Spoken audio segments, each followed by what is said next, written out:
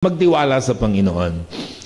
Lahat tayo dadanas ng mga paghihirap sa buhay. Walang tao na hindi dumadanas ng mga hirap ng buhay. Mga pagkalugi, pagkatalo, pagkawala, pagbagsak sa buhay. Lahat ng bagay sa buhay natin pwedeng mawala. Tandaan niyo mga kapatid, anumang hawak nyo ngayon, anumang meron kayo ngayon, pwede yang mawala. Si Job nga, di ba? Lahat ng bagay sa buhay sa kanya, just in one day, sa isang iglap, nawala ang lahat. Si Job pa yun, ha? Isang matuwid na tao, maka-Diyos, kinikilala ng kanyang lipunan. Diba? Pero, sa isang iglap, nawala ang lahat. Kasi nga, nothing is forever in this world. Lahat yan pwedeng mawala. Diba? Lahat yan pwedeng mawala sa buhay natin. But listen, pero wag tayong papayag na ang pagtitiwala natin sa Panginoon ang mawala. Mawala ng lahat, wag lang yan. Diba? Dahil hanggat meron tayong tiwala sa Diyos, secure ka, safe ka, may blessing ka. Lumubog ka man ng paulit-ulit, muli kang aahon hanggat naniniwala ka sa Panginoon. Amen po ba? Kahit mawala na ang lahat sa buhay mo, ilang beses man tayong malugmok sa buhay, mawala man ang lahat, ilang beses man tayong madapa, ilang beses man tayo lumugmok sa buhay, hanggat nagtitiwala tayo sa Panginoon, aahon tayong muli. Babangon tayong muli. Diba, sabi ko nga sa inyo, si Job, nawala na ang lahat sa kanya, pero mo just in one day, imagine that. 10 anak mo mawawala. Yung nga lang isang anak mo ang mawala, magkanta windang-windang na ang buhay mo. 10 pa kaya ang mawala? Lahat. Diba? Imagine niyo lang mga kapatid, grabe yung nangyari sa kanya. Yung kanyang kabuhayan, just in one day. Lahat ng kaari-arian niya, kayamanan niya, nangawala, ninakaw. Bigla siya naghirap. And just in one day, maging ang kalusugan niya, biglang nawala. Pero ang healthy ni Job, biglang nagkasakit. Bukol na nagnanaknak mula ulo hanggang talampakan, na wala siyang ginawa kundi maupo sa abo para hindi siya langawin. Grabe yung kanyang sitwasyon. Pero alam nyo kung hindi niya pinayagang mawala sa buhay niya? Yung tiwala niya sa Diyos. Anong sabi ng kanyang asawa sa kanya? Job, hanggang ngayon ba naman nasa side ka pa rin ng Diyos? Curse God and die. Sabi ng kanyang asawa. Anong sagot ni Job?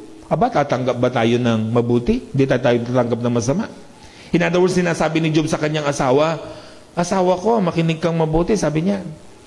Ang pinopoint out niya, mawala na ang lahat, di ba? Kailangan magtiwala pa rin tayo sa Panginoon. Nawala na nga lahat sa akin, ang anak ko, nawala na, pati pa naman ang Diyos mawawala sa buhay ko.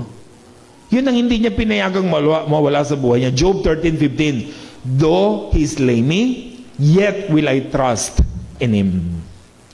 Kahit patayin pa ako ng Diyos, kasi yun ang dialogue niya. Pero kinuha na ng 10 anak, inalisan ng ari-arian, inalisan ng magandang kalusugan, sabi ni Job, kahit patayin pa ako ng Diyos, sa Diyos pa rin ako magtitiwala. Nakita yung mga kapatid yung faith niya? Sabi niya, kahit patayin ako ng Diyos, never akong aalis sa kanyang side. Magtitiwala at magtitiwala pa rin ako sa kanya. Tingnan niyo yung dialogue niya. Job 8:7. Maliit na bagay ang mga nawala mong kayamanan kung iahambing ang sa iyo'y kanyang ibibigay. Sabi ni Job, yung mga nawala sa buhay ko, katiting lang yun. Sa ibabalik at ipapalit ng Diyos. At totoo, tama siya mga kapatid.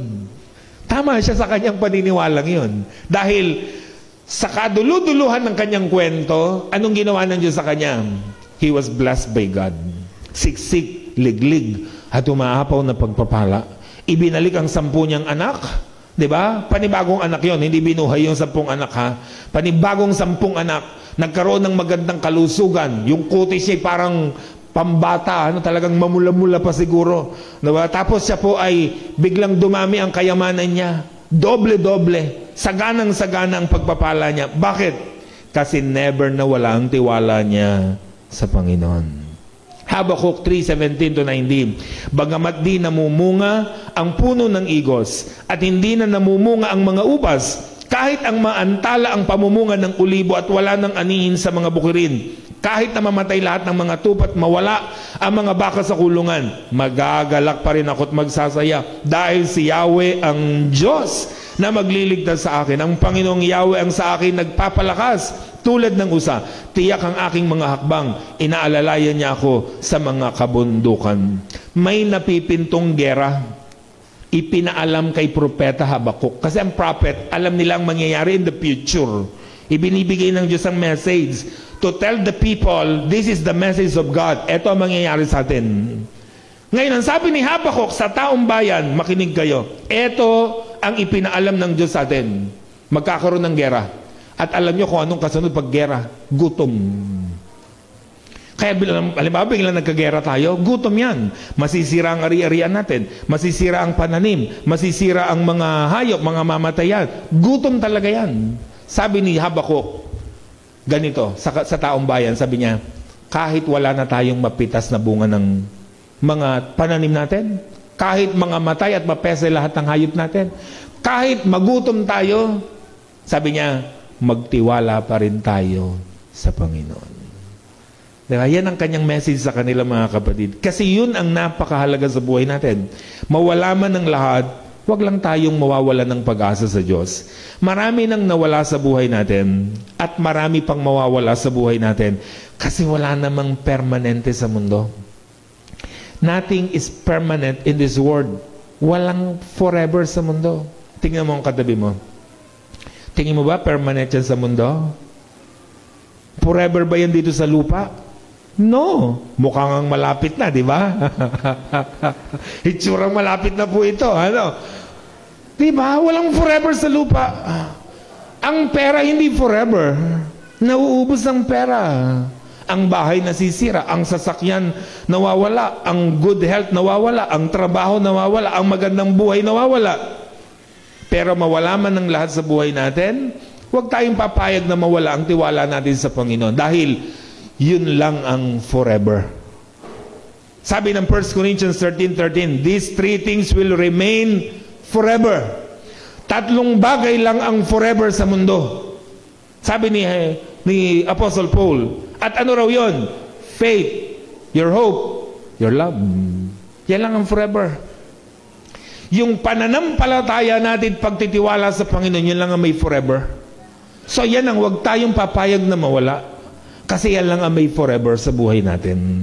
Not money, not material things, but your faith in God. Kaya kung mawala man ng lahat ng material na bagay sa buhay mo, hanggat may tiwala ka sa Panginoon, malaki ang pag-asa na muli tayong babangon at magtatagumpay. Tumayo tayong lahat, mga kapatid. Nilikha tayo ng Diyos hindi para mabigo. Tandaan niyo yung palagi. Nabibigo lang tayo, bumabagsak lang tayo. Siguro dahil may mensahe ang Diyos sa buhay natin. Meron lang siyang gustong ituwid, ituro, ipaalala sa bawat isa. Pero tatandaan mo, hindi kanya nilikha para dyan. Nilikha kanya para magtagumpay. Baka mali lang ang way mo, mali lang ang formula mo. Bumalik tayo sa formula ng Diyos para abutin ang mga pagtatagumpay sa buhay. Ano yun? Magtrabaho ka. Magbanat ka ng buto. Kung wala kang trabaho, maghanap ka. Kung may trabaho kayo, mahalin nyo ang trabaho nyo. Ayusin nyo, gandahan nyo ang serbisyo natin. Dahil gagamitin ng Diyos yan para tayong magtagumpay sa buhay. Magpalakas ng katawan. Huwag abusuhin ang katawan dahil baka yung pinagpagura natin kulang pa sa pagpapagaling ng katawan.